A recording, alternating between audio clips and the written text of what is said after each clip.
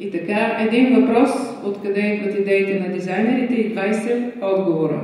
От архитектурата, както показва примера на Ле Корбюзие, който, бидейки голям архитект, се е занимавал и с по-малки неща, но отново с големи идеи за тях и е въплатил 5 точки на архитектурата в мебелите, както може да забележи. От изкуството и от още нещо. Салвадор Дали е вдъхновил една група дизайнери за канапето във форма на устни, а никой не знае кой и как е вдъхновил това чудо, което прилича на тази дама леко залегнала, но може да си представим какво ще стане, ако седне някой отгоре.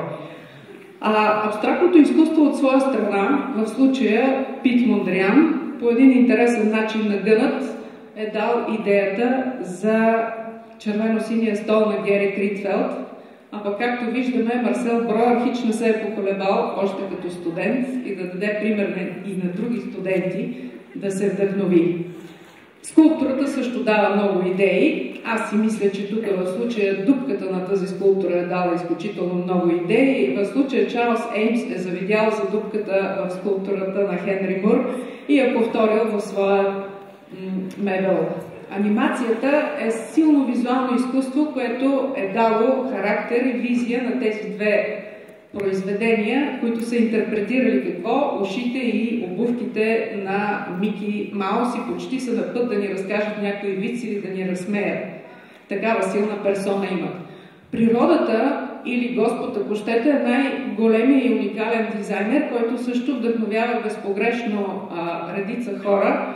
В случая Арне Якобсен е прочел едни форми, които всички познаваме, лебед, яйце и мравка, но чрез технологията и формите ги е въплатил в мебели. Тук става много интересно, защото Джейн Уърдингтън е забелязала изведнъж мечето на своя син и го е превърнала в креслото Балу, а този чудесен кит на име Белуга с цицината на главата е станал повод да се създаде шезлонгът Белуга, както виждаме. Отново играчките, но Ееро Арнио е един дизайнер, който, разбира се вдъхновява от какво ли не, от хапчета, от винтове, от настилката на Копакабана. В случая понито е столче за седене. Ееро Арнио е направил кученцето като кученце, а пък слона си е слон, една скулптура на Чарлз Еймс.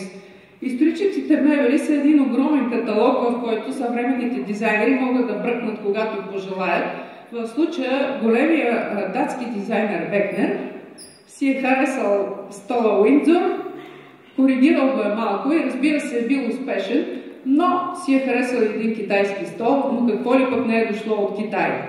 Тук е продължила тази тенденция. В този слайд виждаме, че Улрик Бьоме е повторил почти едно към едно едни чудесни форми на тонет от 19 век и се е получил отново люлеж със стол. Разбира се, какво друго може да се получи от люлеж със стол. Тук обаче има друг случай, когато Филип Старк се вдъхновява не от друга, от себе си. Това е положението. Започнала от едни, да речем, сухоизтисквачки, минала е през бар столче, през яхти, през автомобили и стигнал до сградата на бирената компания Асахи. Това отгоре да не си помислите, че е нещо друго, това е бирата, която хвърля пяна по вятъра. Ле Корбюзие обаче е бил откраднат много активно и позитивно. Виждаме тук, че неговия дизайн е вдъхновил още много хора да създадат версии на неговия шезлонг LC4. Да не забравяме, че той все пак работи с един екип в Сянка.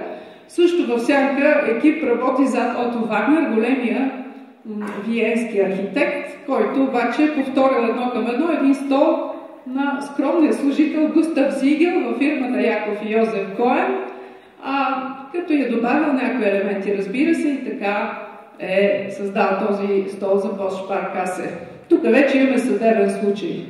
И така, човекът най-върдясно е първия официално осъдил другите двама, за това, че той е автора на конзолните тръпни столове и така в историята след това дело имаме първи официално откраднат или окраден дизайнер на столове. Тук обаче какво се случва не знаем. Аз бях много изненадана, търсих някои разлики, намерих и така с известен труд. Обаче тук имаме трима души, пак с една и съща идея според мене, тръгнала от тази лъжичка, но леко видоизменена с течение на времето. Тук нещата са много ясни. Самият дизайнер е казал да, това е Чарлз Еймс и си е сложил своето име отпред и се е получил Лука Еймс. Обаче не беше ли Пикасо казал аз не имитирам, аз директно крада? Мисля, че и тук има един такъв случай с директно крадене. Има някои промени, разбира се, а тук е станало много интересно, пак, защото този път Филип Старк си е взел едно лале и си го е преправил малко, но е успял да го види. Забележете, краденето е резултат от един друг начин на гледане, защото в историята е известно, че един американец гледал плаката и видял полата на жената, но не видял стола изобщо. Тук 50-те години със своя ярък дизайн, с много свежи цветове и форми, много силно е повлиял на днешния дизайн, да го кажем.